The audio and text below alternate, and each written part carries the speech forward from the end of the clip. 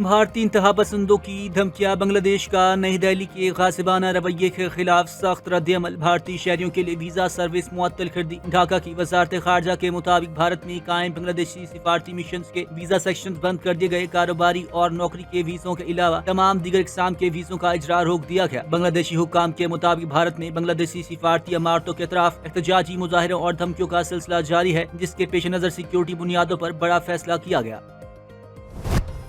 امریکہ کی green land پر بھی کارروائی کا انتہا، ڈنمارک کی امریکی صدر کے بیان پر بڑی دھمکی، وزیر دفاع نے کہا گرین لینڈ پر حملے کی صورت میں گولی پہلے ہی ماریں گے، سوال بعد میں پوچھیں گے، مسلح افواج احکامات کے انتظار کیے بغیر فوری جواب دیں گی۔ گرین لینڈ ڈنمارک کے اندر ایک خود مختار علاقہ ہے۔ ادھر امریکی نائب صدر جے ڈی وینس کا بھی گرین لینڈ کے معاملے پر یورپی رہنماؤں کو واضح پیغام، کہا کہ اگر یورپ نے گرین لینڈ کی سیکیورٹی کو سنجیدہ نہ لیا تو امریکہ کارروائی کر سکتا ہے۔ گرین لینڈ عالمی میزائل دفاع کے لیے نہایت اہم ہے۔ بعض مخالف طاقتوں نے گرین لینڈ میں دلچسپی کا اظہار کیا ہے۔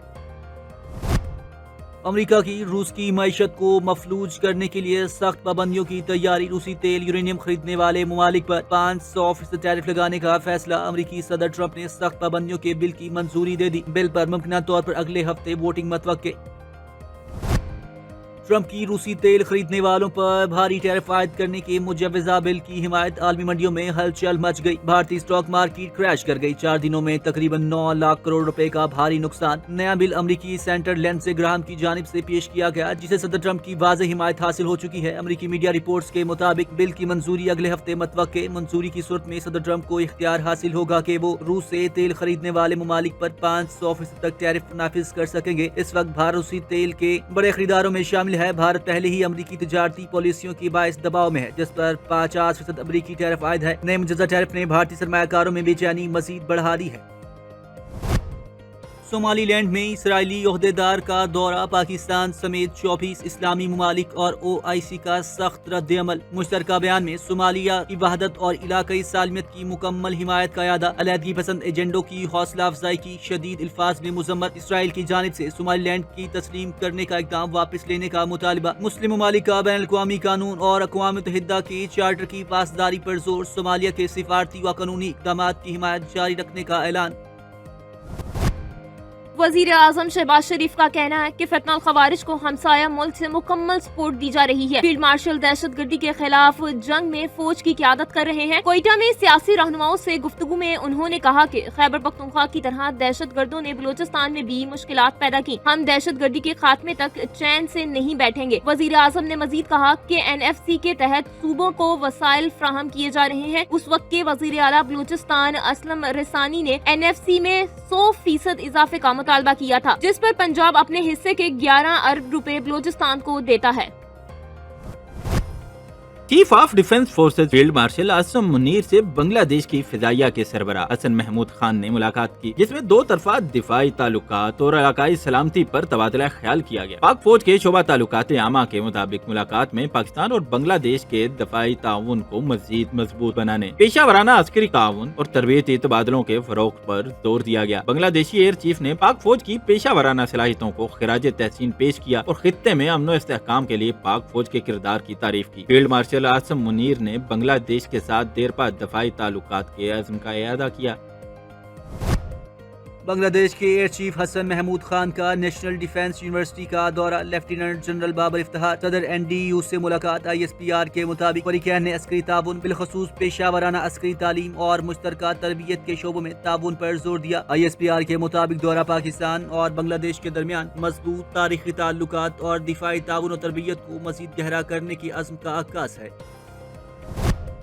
بنگلہ دیش ایئر فورس کے سربراہ air chief marshal Hasan Mahmood Khan نے naval headquarter Islamabad میں chief of the naval staff admiral Naveed Ashraf سے ملاقات۔ ISPR کے مطابق ملاقات میں باہمی پیشہ ورانہ دلچسپی کے امور اور خطے کی سیکیورٹی صورتحال پر تبادلہ خیال کیا گیا۔ دونوں جانب سے دو طرفہ دفاعی تعاون کو مزید مضبوط بنانے پر بھی گفتگو ہوئی۔ بنگلہ دیش ایئر فورس کے سربراہ نے پاک فوج کی پیشہ ورانہ مہارت کو سراہتے ہوئے باقاعدہ تبادلوں اور مشترکہ تربیتی پروگرامز کے ذریعے تعاون بڑھانے پر زور دیا۔ ملاقات پاکستان اور بنگلہ دیش کے درمیان بڑھتے ہوئے دفاعی تعلقات کی عکاس ہے۔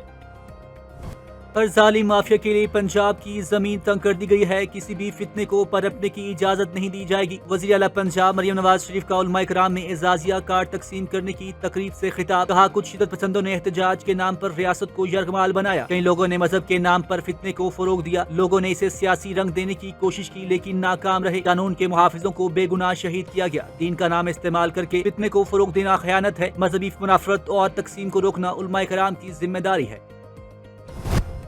محکمہ ٹرانسپورٹ سندھ کی تمام ٹرانسپورٹرز کو ٹریفک قوانین اور روٹ پرمٹس کی شرائط پر سختی سے عمل کرنے کی ہدایت۔ حکومت سندھ نے متنبہ کیا ہے کہ قوانین کی خلاف ورزی کرنے والی گاڑیاں ضبط کر لی جائیں گی اور مقدمات کا اندراج بھی ہوگا۔ سندھ کے سینئر وزیر شرجیل انعام میمن کا کہنا ہے کہ تمام گاڑیوں کو مقررہ رفتار پر چلانا لازم ہوگا۔ اوور لوڈنگ، غلط اوورٹیکنگ، تیز رفتاری، لاپرواہ ڈرائیونگ اور ون وے کی خلاف ورزیوں سے اجتناب کیا جائے۔ نیشنل ہائی وے سیفٹی آرڈیننس 2000 کے تحت ایکسل لوڈ کی مقررہ حد پر سختی سے عمل درآمد یقینی بنایا جائے گا۔ شرجیل میمن نے کہا کہ بین الاضلاعی ٹرانسپورٹ، اسکول، کالج اور تعلیمی اداروں کو گاڑیوں میں سی این جی، ایل پی جی یا ایل این جی کے استعمال پر پابندی ہوگی۔ تمام پبلک سروس گاڑیوں میں emergency exit, first aid box اور فائر ایکسٹنگشر کی دستیابی اور فعالیت لازم قرار دی گئی ہے۔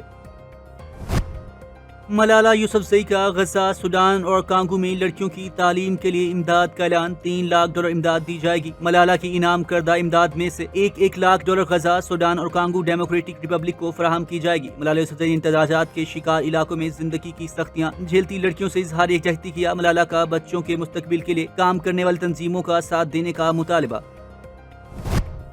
لاہور بار ایسوسی ایشن کے سالانہ انتخابات کل ہوں گے۔ 8 نشستوں پر 27 امیدوار مد مقابل 15,851 رجسٹرڈ ووٹرز حق رائے دہی استعمال کریں گے۔ صدر کی نشست پر 3 امیدوار مد مقابل ادیب اسلم بھنڈر، شاہد جمال بٹ اور عرفان حیات باجوہ مد مقابل ہوں گے۔ نائب صدر کی نشست پر چودھری ایم مشتاق، حافظ مشتاق نعیمی، شیخ کاشف علی، میاں طاہر منیر اور ہمایوں ظہیر بھٹی میں مقابلہ ہوگا۔ نائب صدر ماڈل ٹاؤن کی سیٹ پر آصف کمل خان، ایم نوید حنیف کمبوا اور کاشف صدیق گجر میں مقابلہ۔ ملک کے مختلف شہروں میں زلزلے کے جھٹکے، شدت 5.8 ریکارڈ۔ اسلام آباد، راولپنڈی میں زلزلہ، سوات، شانگلہ، بونیر میں بھی رات کے زلزلے کے جھٹکے محسوس کیے گئے۔ وادی نیلم سمیت آزاد کشمیر کے مختلف علاقوں میں بھی زلزلے سے شہری خوفزدہ ہو کر گھروں سے باہر نکل آئے۔ زلزلہ پیما مرکز کے مطابق زلزلے کی گہرائی 159 کلومیٹر ریکارڈ کی گئی۔ زلزلے کا مرکز تاجکستان اور سینکیونگ کا سرحدی علاقہ تھا۔ پاکستان اور سری لنکا کے درمیان دوسرا T20 میچ آج دمبولا میں کھیلا جائے گا۔ قومی ٹیم کی سیریز جیتنے پر مرکوز دوسرے میچ میں بھی اسپنرز توجہ کا مرکز ہوں گے۔ 3 میچز کی سیریز میں پاکستان کو 1-0 سے برتری حاصل ہے، پہلے میچ میں 6 وکٹوں سے شکست دی تھی۔